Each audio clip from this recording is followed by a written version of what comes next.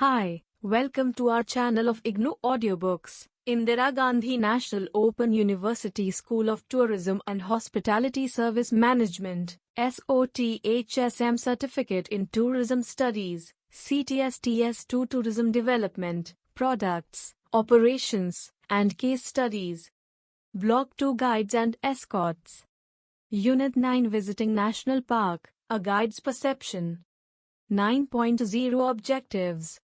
In this unit, our aim is to familiarize you with the characteristics of wildlife tourists, make you aware of the problems in wildlife tourism and discuss ways to overcome them, provide you hints about developing ecological awareness among the tourists, and discuss the economic benefits of promoting wildlife tourism.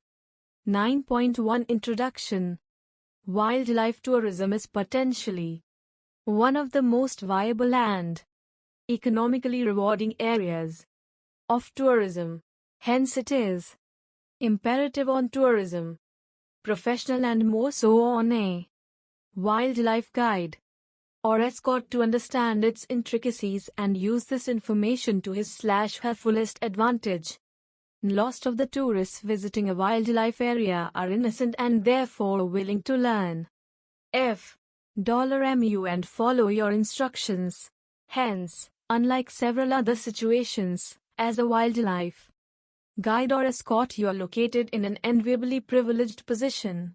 But this simultaneously entails upon you the additional responsibility of being thoroughly familiar with the peculiar features of wildlife tourism. In this unit, we have made an attempt at giving you the vital information on wildlife tourism and your role therein as a guide or escort. Certain details pertinent to wildlife have been dealt with in another unit, No. 16 Block 4. You should see these two units as complementary to each other. 9.2 Profiling a wildlife tourist. We must understand that your tourist is a visitor who is visiting the area for reasons other than business. In all probability, he is traveling on a holiday. He may want to experience, learn and understand the area, involve in activities other than his routine, pass on this gained knowledge about the area to his friends. Therefore, if you want to be of use to him, 1'011 must know in detail a profile of your tourist. 9.2.1 Purpose of travel. In today's time, when the world focuses on green tourism or ecotourism, there is more focus on visiting national parks. People want to get away from the concrete jungle to the jungle of the gods. They want to experience peace and tranquility, something different, something new, something adventurous, and learn and understand nature and its importance. They want to see creatures of nature, insects, butterflies, lizards, snakes, birds and animals. They not only want to see but understand them, feel them and appreciate them. They want to be in landscape, absorb the environment and remember it forever. There could be not better culture which can understand them than our own culture, which teaches us so much respect for nature. 9.2.2 Behavioral characteristics. The purpose described in the preceding subsec may be a motive for travel to a wildlife sanctuary by anyone. Thus, a tourist can be anybody: a businessman, industrialist, professor, doctor, engineer, bureaucrat, lawyer, journalist, politician, and you yourself outside your area of responsibility. Can we afford to ignore any one of them? We should therefore strive to get at the behavioral characteristics of all our clients. Admittedly, it is a very difficult task.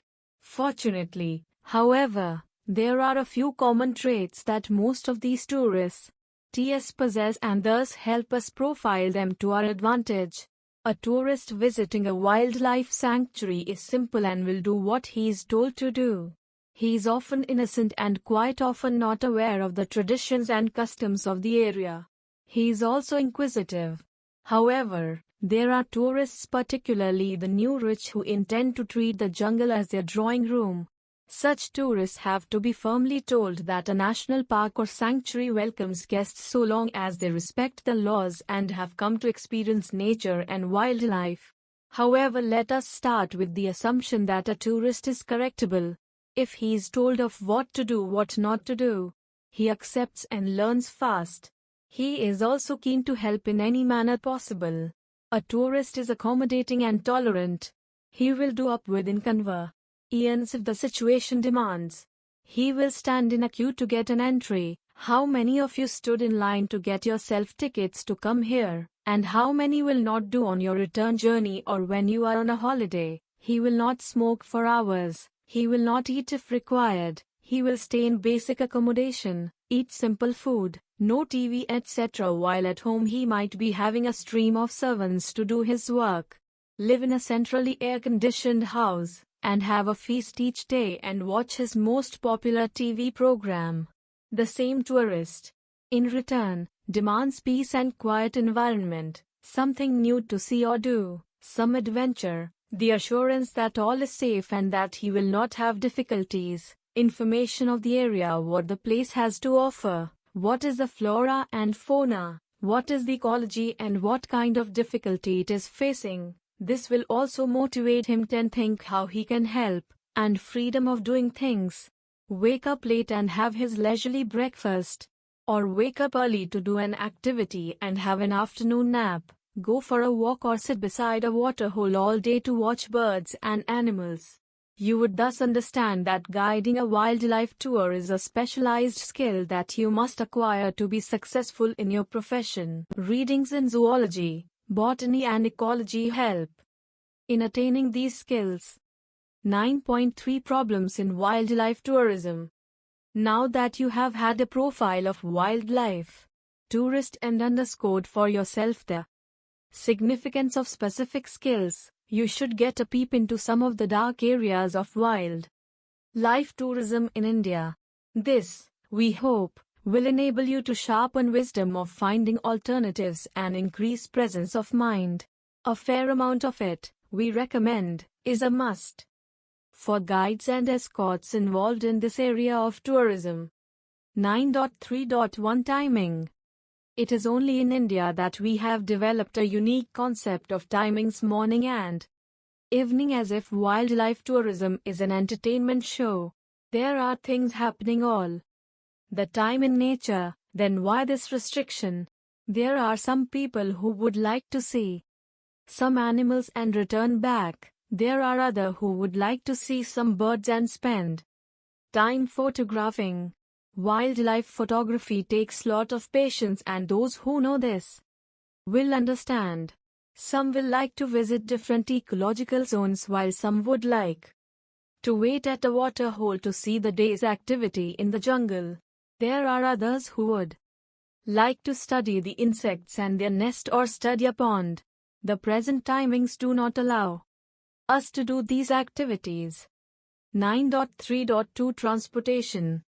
A tourist will like to travel in a comfortable transport suitable for the area.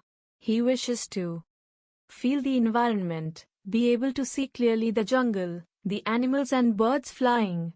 He would like to photograph what he sees with ease. The ideal vehicle is undoubtedly the gypsy/jeep, open from all sides, which gives him what he needs.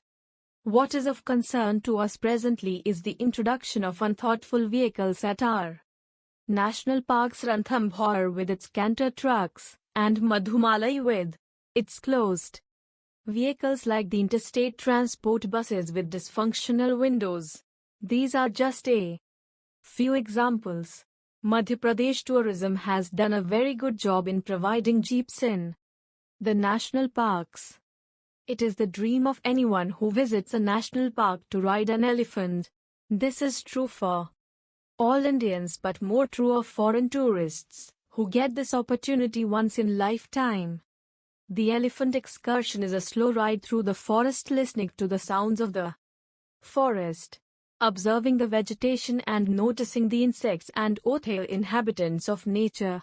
It is an ideal way to slowly absorb and appreciate nature. It is also important because it allows accessibility to areas where otherwise one cannot go. The beauty is that it does not make an impact on the land. It makes every rider love its experience, and you instantaneously convert the visitor into your strongest supporter. We find some trends coming in the national parks which discourage such experience, and elephant riders becoming extinct. This will disappoint many people. The strongest point Nepal has to sell to compete with Indian wildlife tourism is that they guarantee elephant rides. Some of the private camps are allowed to have their own elephants and others are hired from Indian contractors. Why can we not retain them in India? 9.33 Accommodation.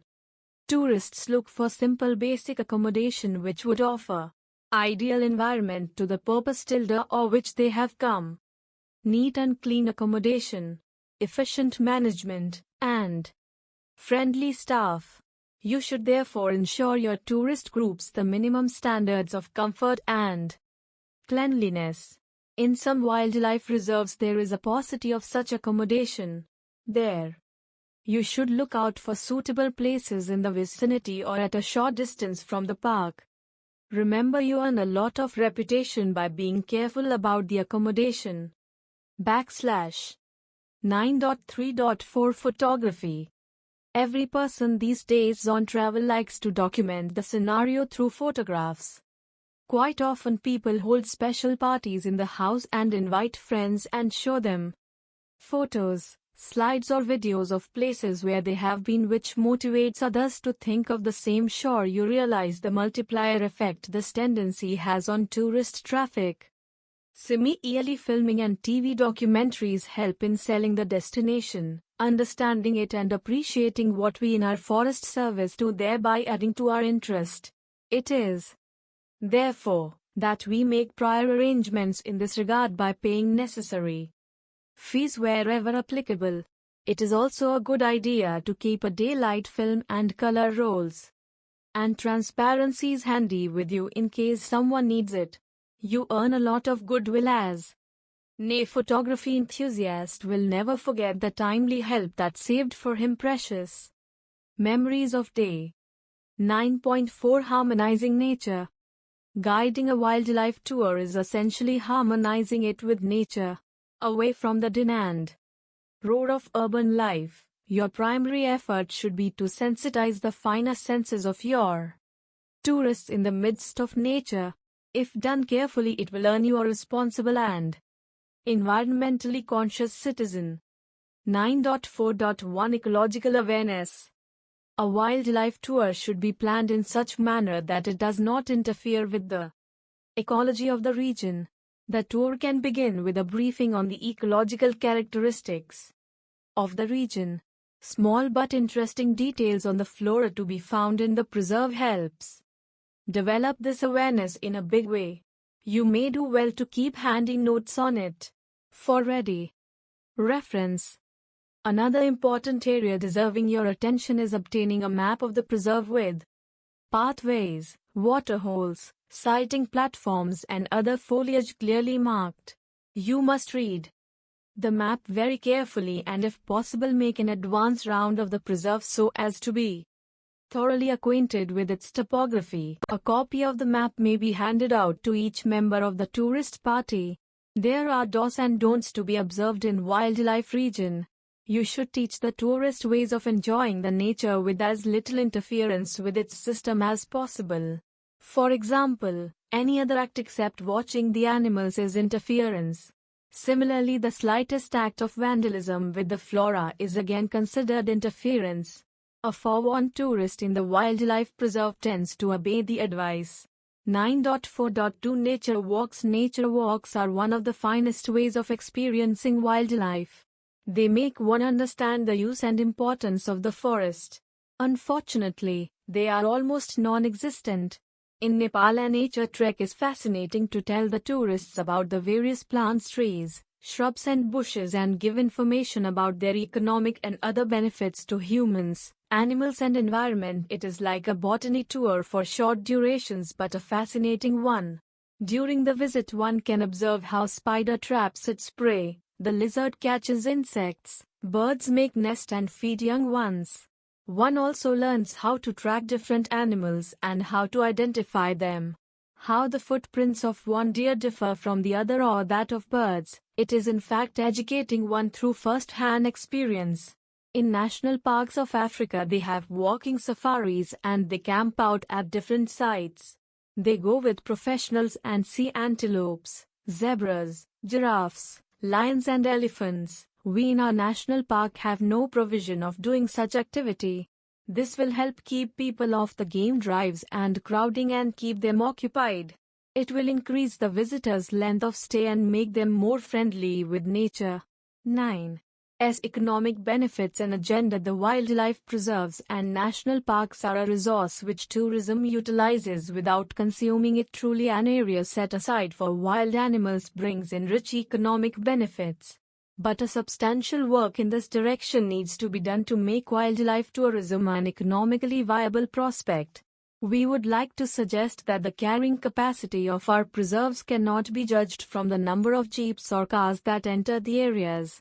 In fact, it can be increased several folds by carefully working on the following suggestions. 1. Increase entry point for a good dispersal of tourists. 2. Putting up of hides and watchtowers at waterholes or other important places. This helps to keep substantial number of visitors off the road and also keep them very constructively occupied. 3. Walking. This again will use only about 5 square km. About the maximum, but will again keep many people off the road. 4. Boats. Where boats are possible. This will again help in additional activity and help in diversifying the activity. 5. Elephants. This will cover a small area. A maximum of 5 square km of area, but will make the visitor satisfied, at the same time keeping the noise and pollution by vehicles away. 6. Excursions to nearby ecological sites such as spots, geological sites, landscapes, or culturally important places. 7. Excursions to nearby sites such as lakes for water birds or fields for deer and antelope, or any other subject of such importance. There is an opinion that the most numbers of animals are found in tourist zones and also most breeding takes place in tourist areas. This is because the animals find security in the area from poachers. Examples cited in support are Rwanda, Kenya, and South Africa. But, on the other hand, poachers find it convenient to operate in these areas because of availability of animals in one area. Ranthambore and Kaziranga are some examples of it. 42 rhinos were killed by poachers in Kaziranga during 1993. As a solution, it is suggested that the entire park should be open to tourists so that constant patrolling is done at no cost to the park and poachers will be deterred to plunder the park. Tourists can also be used in time of need by the forest guards. Tourists are not only friends of the park, but can also be made protectors of the park. You can bank on them and take them on your side. 9.6 Summary. We have seen how wildlife tourism is different from other forms of tourism. As a tourist guide/escort, you must know the profile of your tourist. This will help you in organizing the trip better. There are also several problem areas in wildlife tourism. It is your responsibility to sort out such problems and provide alternatives wherever feasible. Also, of interest to you is the ecological aspect of wildlife tourism. Sensitizing tourists on such issues and conducting tour in accordance with the dictates of ecology will earn you a tremendous reputation and goodwill. Thank you.